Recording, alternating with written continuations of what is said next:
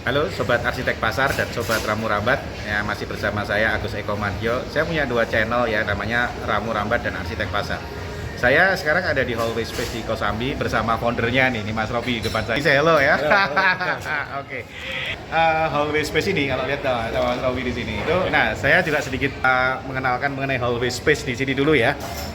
Nah, ini ruang kreatif yang ada di dalam pasar. Nah, ini foundernya. Nanti kita ngobrol sebentar Mas Robi ya. Saya keliling dulu nanti ya. Nah, bayangin ini banyak ruang-ruang kreatif di dalam pasar. Nah, nanti di sesi berikutnya saya akan lihat bagaimana bedanya antara Hallway Space dengan Pasar Kosambi ya. Ini banyak tempat nongkrong ya, dan yang dijual nih unik-unik ya. Nah, dijual unik-unik. Ya, oke. Nah, ya, wah ini anak-anak muda pada nongkrong dan yang jual ada dapur rakul gitu ya. Nah, satu Selasar nih saya datang di sini ya. Ini ada, wah ya. Ini di dalam pasar ya, teman-teman. Ini di dalam pasar ya. Nanti seperti apa di tayangan berikutnya saya akan sampaikan. Nah, oke, dan ini banyak tempat makan dan saya sedang meramu rambat, yaitu bagaimana diskusi-diskusi tentang inovasi menyertakan kuliner. Dan saya akan konsumsi di sini adalah ini apa tadi namanya Mas Robi? Mie apa? Sop Medan. Oke, sop Medan. Nah, Kedai Jaya. oke, nah kedai. Wah, ini sama penjaganya Kang, punten siapa namanya Kang? Jualan kopi juga ya? Kurniawan. Kang Kurniawan. Iya. Kang, kalau makanan ini ya mie apa tadi? Di Sop Medan. Mie sop Medan ini Iya. ya, kalau boleh cerita. Dari Medan. Sih, Oh, dari Medan ya? Iya. Oke. Nah, Medan. oke, dari Medan. Terus apa lagi khasnya ya? Kalau di sini ya paling kedai-kedai ini sih Pak. Oh, ini lebih jualan kopi ya? Nah. Sorry kok saya lupa Kang. Kurniawan. Kang Kurniawan, kalau yang biasa makan di sini anak muda ya? Anak-anak muda banyak. Ramenya jam berapa ya? Dari sore ke malam.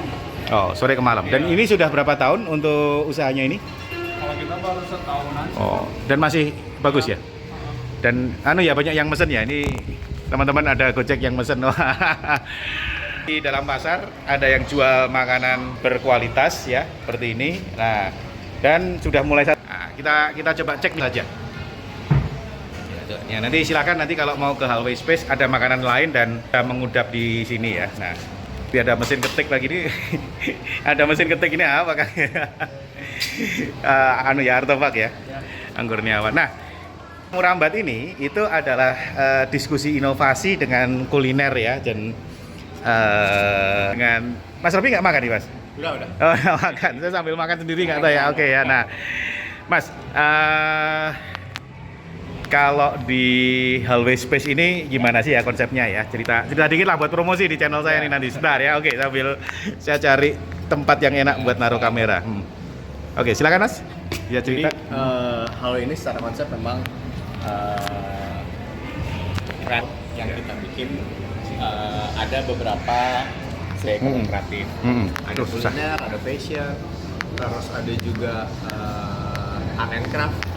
Di sini juga ada creative office. Jadi buat teman-teman yang mau sewa ruang untuk kantor yang masih di bawah 10 orang timnya, ada juga beberapa disewa di sini. Terus ada juga jadi kayak nail art sama salon. Oh, ada salon ya di sini ya? Coba. Nah, bisa, wah kameranya bisa kelihatan ya. Saya bisa makan itu. Oke, jadi kita memang diskusi dan saya ambil diskusi, saya makan gitu ya. Oke, nah silakan Mas Robi. Sambil saya makan ya. Jadi Ramu Rambat ini memang Mas Robi udah makan soalnya. Aku belum makan siang. Mas Robi ceritalah inovasi di sini, saya sambil mendengarkan dan sambil makan. Ya, jadi saran kita di sini secara hallway sendiri memang creative compound, di mana kita banyak activity yang sifatnya kegiatan kreatif gitu. Nah, untuk tenannya sendiri kita ada fashion, ada kuliner, terus ada hobbies. Jadi kayak yang suka fotografi, di sini ada tenannya juga. Oh, ada ya. Ada ini untuk jual beli dan service. Terus di belakang ada yang sewa untuk creative office, ada agency, ada media, gitu. Jadi pengennya di sini tuh bisa mengakomodir segala yang sifatnya dengan segala. Gitu. selain itu kita juga banyak event-event yang kita lakukan, ada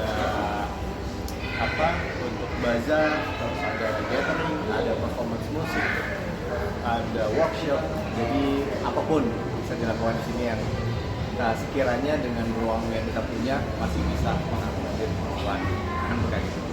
Aku sambil makan ya kan, ini karena channelnya Ramu Rambat itu diskusi sambil makan, jadi ada orang yang gerak tadi ya makan. Silakan. Nah, kalau promosi yang mau dipromosikan makanan-makanan apa yang khas di sini? Di sini sebenarnya makanannya beda-beda.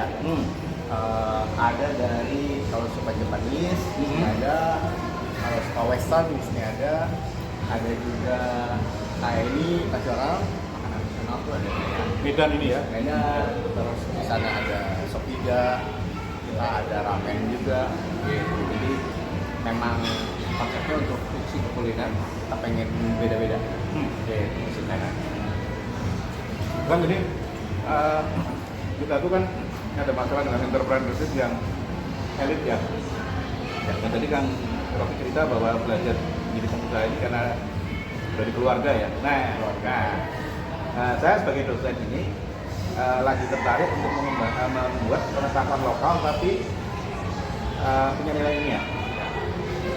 Nah, ini jadi kita nggak ngimpor ya kita nggak ngimpor ini ya, nggak ngimpor pengetahuan dari barat kan beda.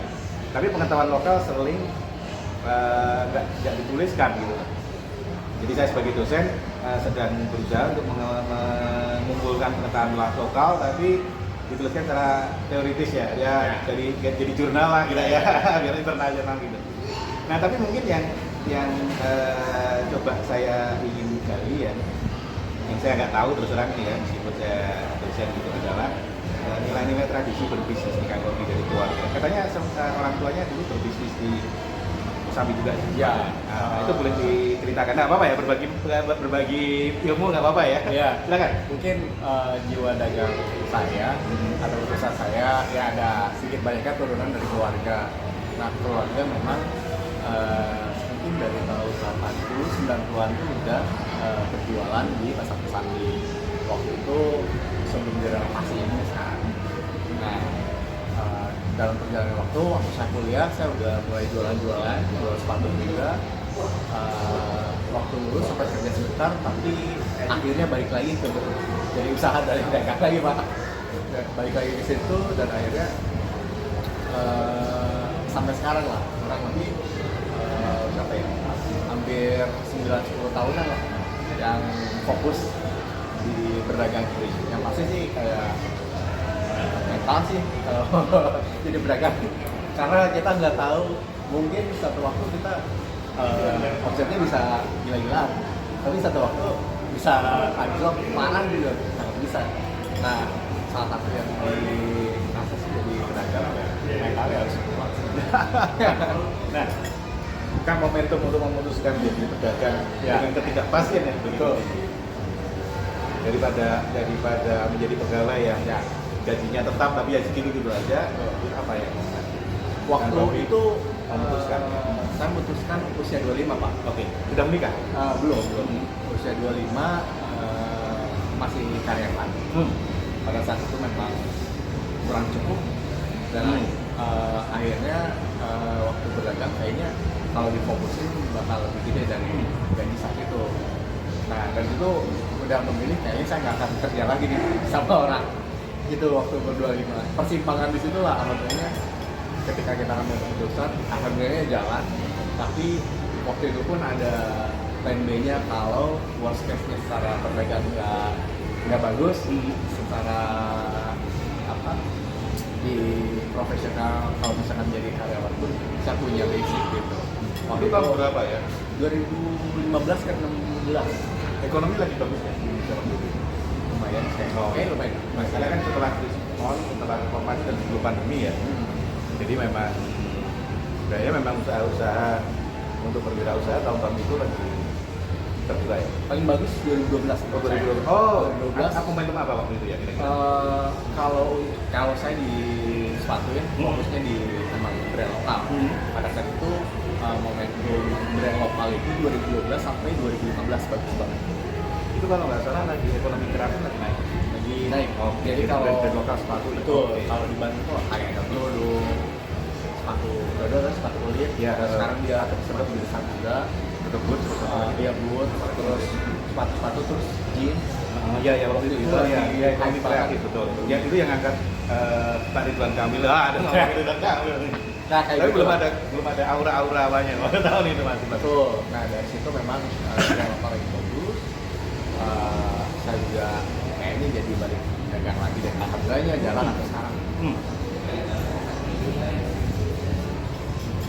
Nah tadi buat cerita nih yang saya sebagai dosen kita menemui di literatur terutama yang dari barat ya, terutama ketika pengusaha itu lagi dalam kondisi sulit. Sementara kan dari tradisi keluarga itu yang paling, kalau nggak salah saya dengar loh Mas, aku nggak. Justru value dari tradisi keluarga adalah ketika kondisi lagi sulit, betul ya Mas? Iya. Nah itu sudah ada sesuatu yang dibagi nggak ketika lagi sulit, gimana survive-nya dan nilai-nilai keluarga apa yang membuat Mas Rofi terus bertahan? Mungkin yang harus dibangun keras sih.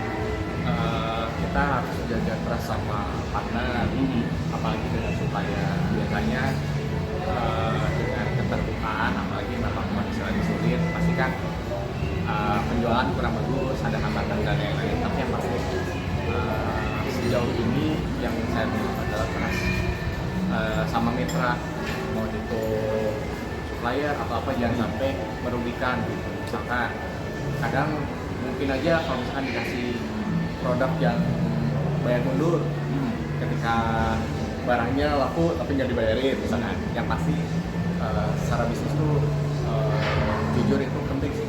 Gimana caranya kita saling percaya gitu. Berarti kan pernah pada masa-masa ketika pandemi. Ya Ya itu gimana? Waktu ya gampang lah kita lihat itu umum ya. Pada saat pandemi gimana caranya Hobi? Nah, kalau untuk HW sendiri malah kita pertumbuhan tertinggi itu pandemi Pak. Oh ya, Kalau HW, karena kita ngebangun HW ini dari yang 7 toko tahun 2020 sampai 140 toko saat itu tahun 2022 Pak. Jadi dalam masa pandemi memang kita pertumbuhannya banyak karena mungkin ada beberapa faktor. Ada teman-teman yang bergelut di industri lain nggak bisa kerja, seperti event organizer atau misalkan musisi nggak bisa kerja sama sekali, jadinya sewa toko di sini untuk bikin activity gitu Pak. Jadi buka toko untuk hobinya atau bikin brand lokal gitu. Jadi tingkat keterisian mungkin bisa 100% okupansi Malah di pandemi bikin untuk hal-nya ya. Terus kayaknya secara ekonomi lebih berat 2024 dibandingkan pandemi. oh yang sekarang. Lebih berat afternya. 2024 2025 pertengahan ke awal berat banget. Gitu. Nah kesini agak naik ke akhir tahun ini, tapi yang berat banget setelah pandemi malah 2024 tuh. Kita ngomongin hal space aja dan mungkin rasa ingin tahu saya ya sebagai seorang peneliti adalah bagaimana pengusaha menyikapi pada masa-masa paling sulit. Ya, hal space memang mengalami masa-masa paling sulit. 2024 kayak Tahun yang lalu ya? ya. Itu apa? Karena kita para founder ini satu udah punya basic untuk pengelolaan gedung atau manajemen building kayak gini. Saya basicnya ada komunikasi dan marketing lah ya. Terus ada teman saya basicnya adalah musisi. Oke, artis ya seniman ya. Atau seniman. Terus ada satu yang memang punya retail. Maksudnya ya bisnis jualan biasa ya. Betul. Karena akan berbeda case-nya dengan kita mengelola satu ruangan dan semua bertumbuh pada kita secara tanggung jawab. Nah dalam 3 tahun kita belajar learning by doing lah. Oh ini salah, oh ini salah, benar. Artinya banyak rugi-rugi di sini. Benar. Banyak ya. Pokoknya kurang lebih 2 tahun kita benar-benar nggak ngambil profit dari itu. Bener nggak ngambil profit? Nggak ada. Ongkos pun nggak ada. Selama 2 tahun. Karena ini dibuka penting nih. Jadi kita pengen ini survive aja. Kalau ini jalan dulu. Itu jalan dulu ya. Betul. Karena kan supaya kita trust tadi. Betul. Dan kita kan nggak ada investor ya untuk bangun ini. Jadi kayak kita ada uang, bangun sebagian, lewat doang, bukan sebagian gitu. Dan kita pengen 2 tahun ini growth-nya di pembangunannya dulu dan pertumbuhan tenan. Jadi belum ngambil profit ya malah. Belum profit, malah pendapatan untuk operasional pun untuk JKS sendiri itu belum Waduh, itu subsidi dong kalau gitu. Dari karena sisi yang lain. kita masih bisa hidup dengan bisnis kita masing-masing. Oh, Saya Mas Robi punya toko ini di mana? di bawah. Oh, ada toko ya. Ada toko, Oh. kita punya toko sepatu, terus ya teman saya ada toko kopi. Jadi hidupnya masih dari situ. Untuk Oke. okay. Sendiri kita belum masih subsidi masih Betul. itu ya. After. Nah, kalau sekarang kira-kira masih subsidi atau sudah self finance? self finance sudah Ya, tapi belum profitable. belum profitable. Kira-kira kalau ada kondisi yang ini kan katanya lagi susah ya. Ya. Berapa lama Mas Robi akan yakin ini profitable dan sekuat apa untuk bertahan dengan kondisi yang sudah self finance ya tapi ya masih segitu lah. Harusnya dalam 1-2 tahun ini cuma.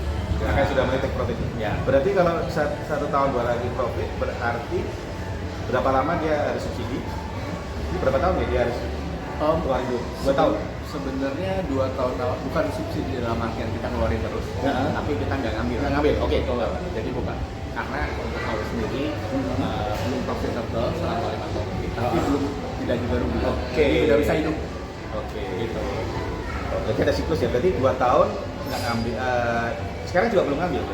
Kalau sekarang gaji operasional aja. Oke. Berarti 2 tahun ini istilahnya yang penting growth dulu. 2 tahun ya. 2 tahun. Nah, kemudian self finance berapa tahun? Dari tahun ketiga udah maksudnya Sampai sekarang- tahun berapa tahun? sampai sekarang masuk ke 6 ya. Oke, berarti kalau kita hitung ya teman-teman berarti 2 tahun kerja bakti. Ya, kerja Ya, bakti. 3 tahun dibayar tapi nggak untung. Ya. Nah, baru profit itu di tahun diharapkan tahun diharapkan 78 tahun ya. 78. Nah, kita doain ya mudah-mudahan. Ya, karena ini kan masih ya langsung belajar, kita juga ningkatin sumber revenue-nya. Dari mana aja sih sebenarnya, bisa dari mana gitu. Baik, ya. Makasih Mas Robi nih. Karena YouTube itu hanya bisa 10 menit ya, jadi ini udah 13 menit saya harus akhiri. Tapi masih ada sesi 2, nanti mungkin tayangan saya juga sudah duhur nih ya, jam 12:04 ini saya harus sholat dulu. Jadi setelah sholat saya akan cerita dilepas oleh Mas Robi sambil keluar ke mobil saya untuk membandingkan antara Hallway Space dengan Pasar Kosambi. Jadi saya akhiri dulu yang sesi pertama dan kita tunggu sesi kedua. Oke ya, salam.